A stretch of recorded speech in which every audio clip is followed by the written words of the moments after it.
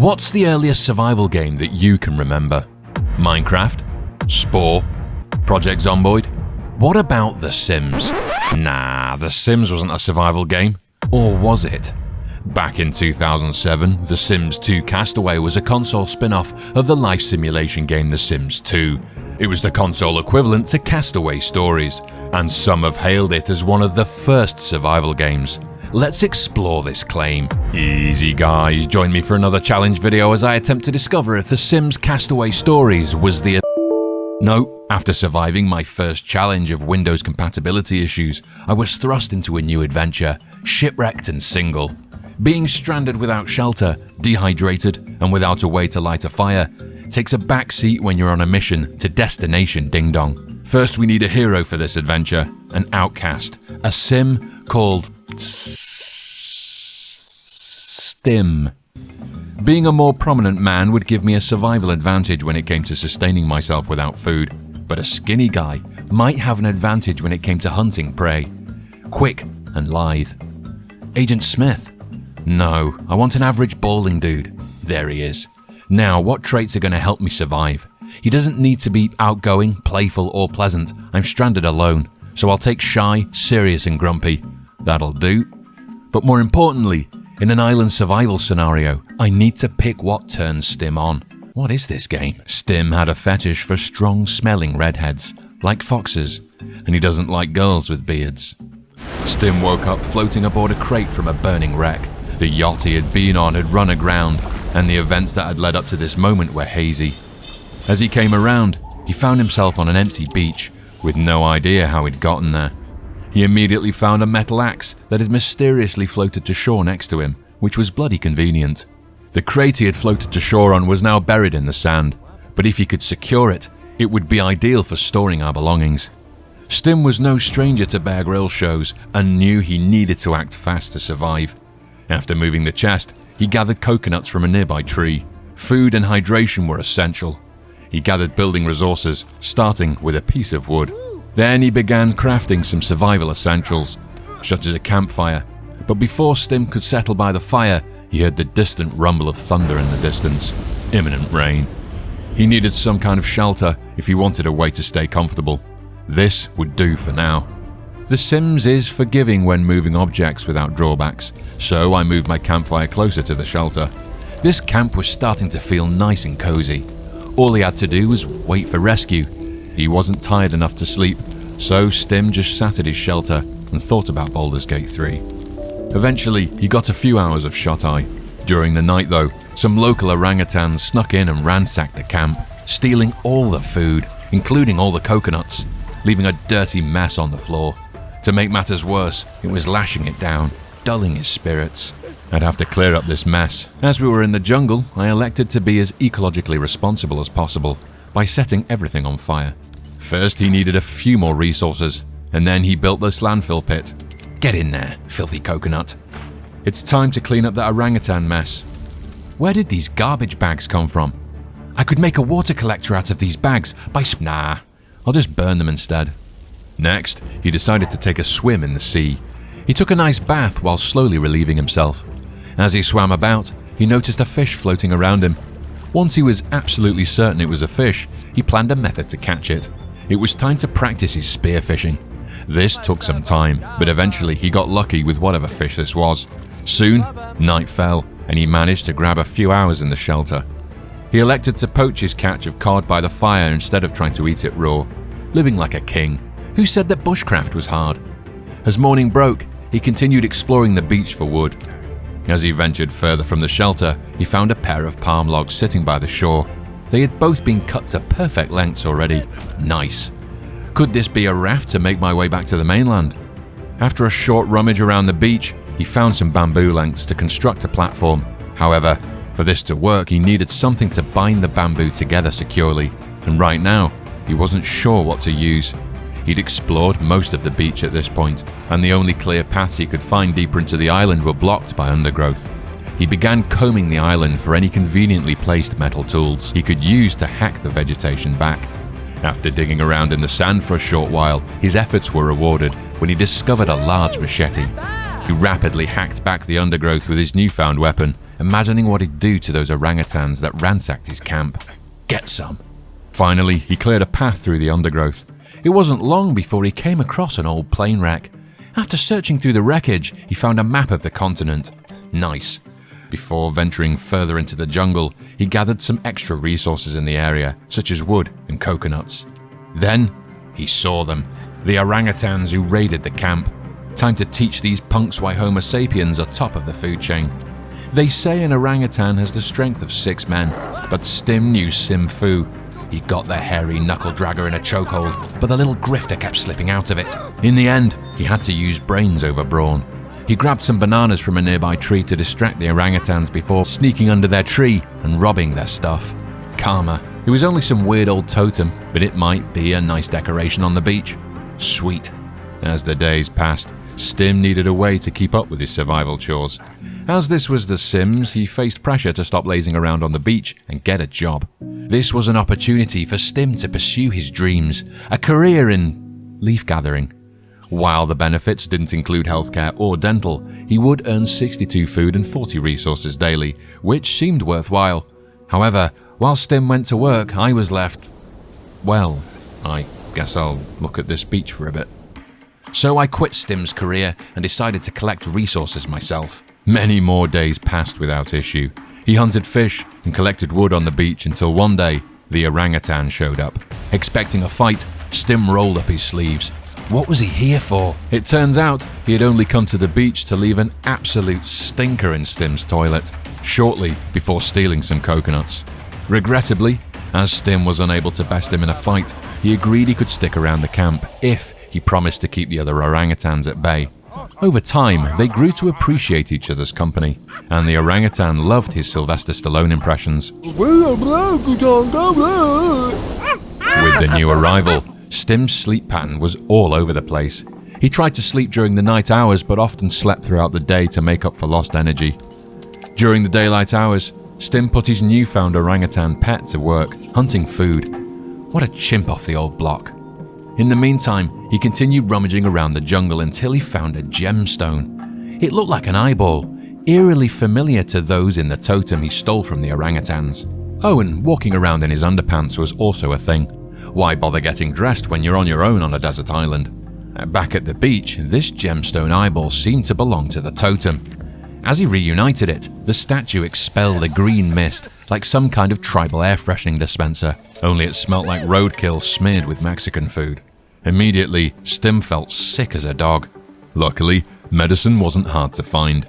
Just off the beaten path, near where he found the orangutans, was a place he hadn't explored before, a lagoon, with what seemed to be an old abandoned cabin nearby.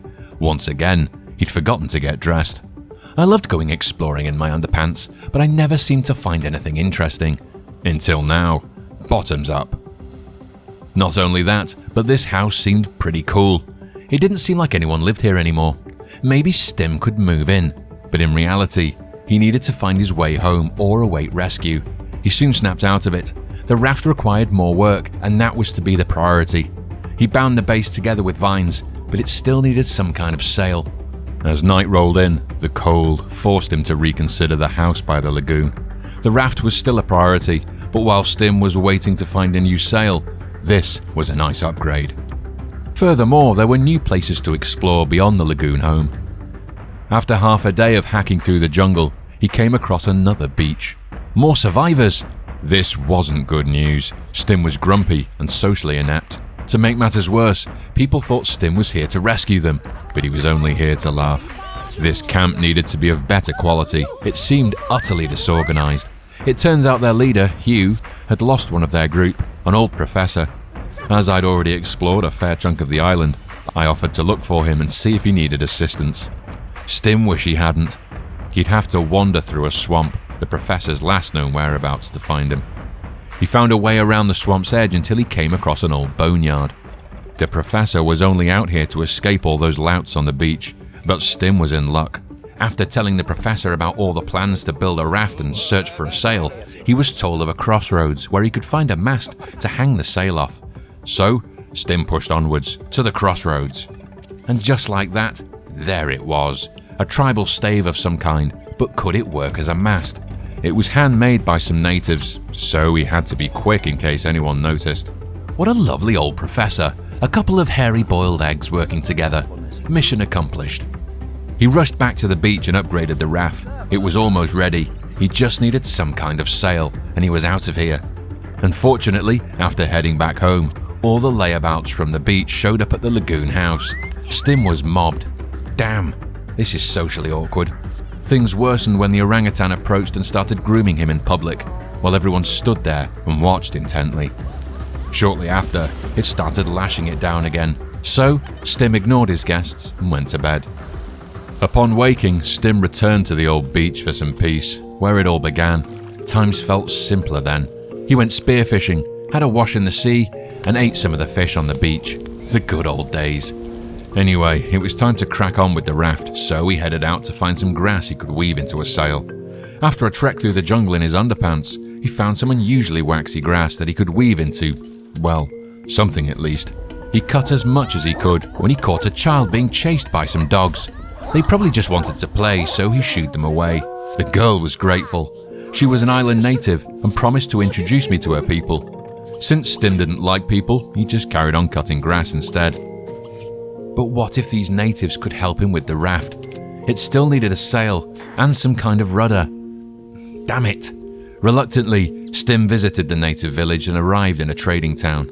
One of the guards greeted him and thanked him for saving the little girl, but he didn't know anything about sails, although he suggested some of the townsfolk might be able to help. For someone grumpy and unsocialized like Stim, this might be one of the most significant challenges thus far. The first person Stim found was a red-haired lady who traded in clothing. Surely she would know a thing or two about making a sail. However, redheads were one of Stim's turn-ons, and his usual choice of attire did little to hide his excitement. Before things got any worse, Stim left the lady alone and approached another native man, who immediately wanted to chat about bananas. Still, he wasn't impressed with Stim's and walked out. It became even more awkward as Stim followed him through the village. This wasn't weird at all. Damn, he escaped. Stim spent the next few days following people around in his pants and spamming natives with chat requests, but none of them knew about sails. What a waste of time. At least he didn't have to go home every time he wanted food. There was a tribal fast food joint right on the corner, along with a toilet that didn't smell of orangutan. Upgrade.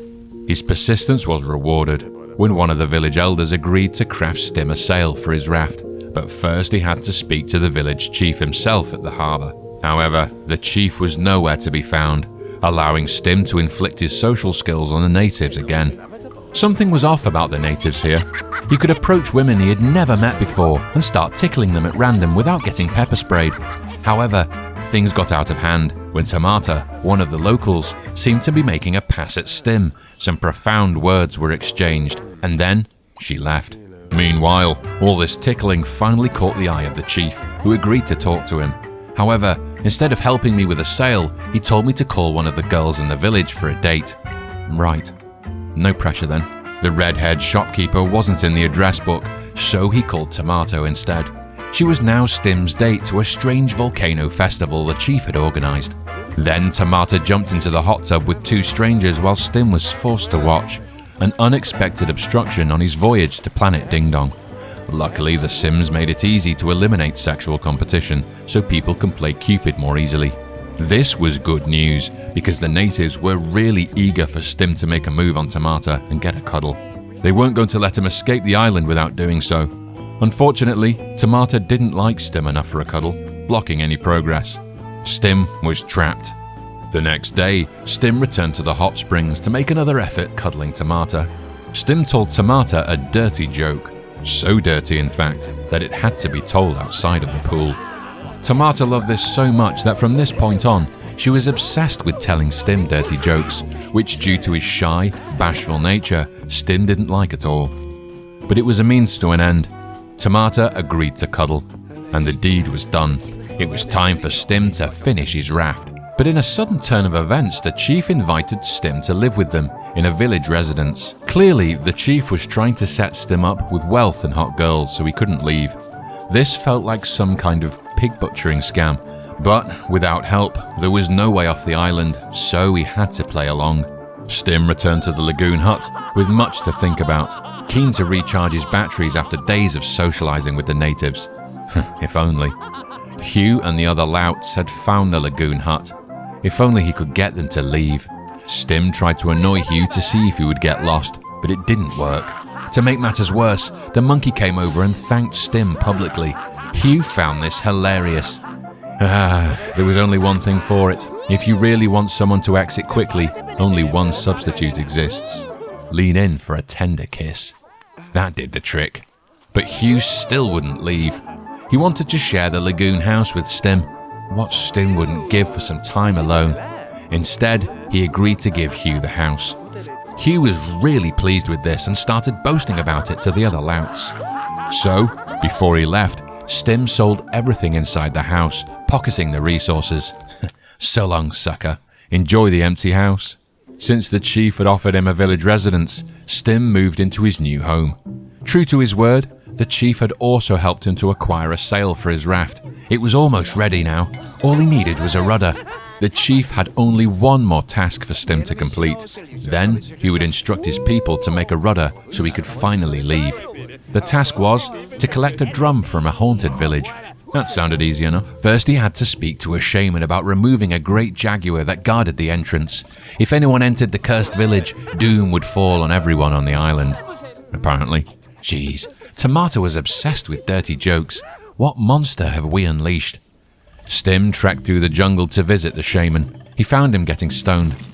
He soon discovered that should he enter the village, the nearby volcano would erupt, and its wrath could not be sated until a stolen idol was returned. The one he stole from the orangutans? Oops. I'd better go and retrieve that then. To the other side of the jungle! When we arrived, it looked like the orangutans had stolen it again. So, I'll take that. Let's return this to the shaman and see if he'll help me. The shaman was overjoyed. Now, to enter the village, Stim had to fool its guardian, a great jaguar. How did he get involved in all this drama? If he hadn't gone to that village after helping that little girl, I'd probably be sailing my way home by now. But here he goes, to tame one of the apex predators on the island with a leaf. Of course. He'd arrived in the haunted village, and now all he had to do was find the chieftain's drum. He did promise to make me a rudder for this. Nah, you know what? It can wait till morning. In a bit. That was better. Right, where was I? Saving the island from some deadly fate. Where could that drum be hiding? Gotcha. Right, all he had to do was take this back to the chief and get the rudder. Here's your drum, mate. The chief was overjoyed and wanted to throw the volcano party. All the women are so tall in this game. Anyway, by the time everyone arrived at the party, Stim was starving, and the chief had ushered Stim to pursue a bit more romance with Tomato. But priorities. Get me to the food. What's this pot of volcano stew? I am starving. Oh, for crying out loud, that just made everything worse. Now he needed a lash as well. Could he serve some food? Nope. Tribal fast food lady. 3 of everything, please. The toilets were mad busy, and that volcano stew was rinsing everyone. Time to make a beeline for the cubicle. 2 seconds, Tomato. Thank heavens. Right, Tomato. She's making dirty jokes again. This seemed a good place for a first kiss. Under the starlight, the fresh odour of the toilet cubicle wafting by. No? What gives? Oh man, everyone's drinking that volcano stew again. This cued another opportunity for Tomato to tell a dirty joke. We were going to be acquaintances again before the end of the night. He went back to the beach to get some sleep. He was shattered. It was time to recharge. It was difficult to find a peaceful spot on the island these days. Hopefully, Stim wouldn't be eaten by a pack of dogs while he slept. Stim returned to the party, which was still raging 12 hours later. That volcano juice was hard stuff. My arrival prompted Tomato to tell another dirty joke. But Stim's absence was enough hard to get to earn Stim his first kiss. Stim had used social awkwardness to fumble his way to first base. Stim's payment of sexual gestures was complete. The chief was satisfied enough to reward Stim with a rudder, and finally, he could leave. Tomato would forgive me, and maybe one day, even learn to forget. Suddenly, the volcano began erupting. Everyone ran, except for fast food lady. Run! All this drama was tiring. I might as well venture back to my new house which the chief gave me and sleep on it. The next day, Stim returned to tell the chief his intentions to leave when he found Tamata. Oh no, it looked like she'd gone for a run without taking a shower. Luckily, this was Stim's second turn on. But the romance was destroyed when he realized she was sick and had come here to die alone to save the village, as you do. It looked like she had suffered the wrath of the totem air freshener. She just needed some medicine to sort her out, but the natives here disagreed.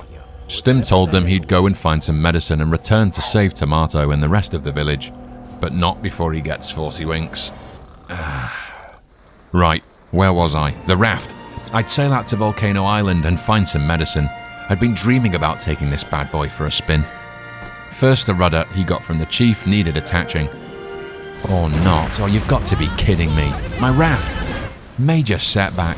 Luckily, the old professor told me where I could get a replacement sail, and once that was done, Stim needed to find an ancient staff of Tuzu on Volcano Island. This staff would open a temple on the island where a cure for Tamata could be found. Off to Volcano Island then. Right, time to find that staff and help Tamata. There it is, an ancient magical staff, conveniently left in this tree here. Just gotta make our way back to the raft. But before I did, Stim spotted something else. A survivor of the original ship Stim arrived on had survived on Volcano Island just long enough to tell Stim that the old professor was the villain all along, before slipping away to the realm of Croaked. It was great to meet you, my friend. Your only existence was to further the plot. Anyway, time to find the raft and get back to safety. When he arrived back at the other island, everyone was now sick, and the professor was nowhere to be seen. You'd never guessed that Tamata was about to die, living life to its fullest. She couldn't even resist the opportunity to sneak in another dirty joke. Anyway, Stim had to find the professor, and when he finally found him, he confronted him about the dying plot device man. The professor told me about his sinister plan to access the temple's treasures, and he couldn't have done it without Stim and the staff, who was also Stim's last chance at a cure after being unable to find medicine for Tomato. So he finally agreed to use the staff to open the vault. The professor finally got the treasures he sought, some kind of fountain of eternal youth, but there was no cure for baldness. The shaman rocked up and told Stim he had the power to banish the professor or reward him. But since the professor's meddling had started all of this, Stim chose to banish him instead. The staff was super powerful and conveniently also had the power to cure Tamata. Oh, God only hopes he doesn't turn her into a chicken. Bingo. The shaman made Stim his successor, the village's shaman, along with all its privileges, and Stim proposed to Tomato. Out of nowhere, Hugh arrives asking if he could move into Stim's new house, but luckily a helicopter arrives just in time to save all the louts. Well, there goes my ticket out of here. And so, through the trials of survival and the painstaking efforts to repair his raft, Stim realized that the true essence of life wasn't in the mere act of escaping, but in the bonds forged and the fat loot he earned along the way. In the end, it was the journey itself and the connections made that revealed what truly mattered. Now, where's that bloody raft?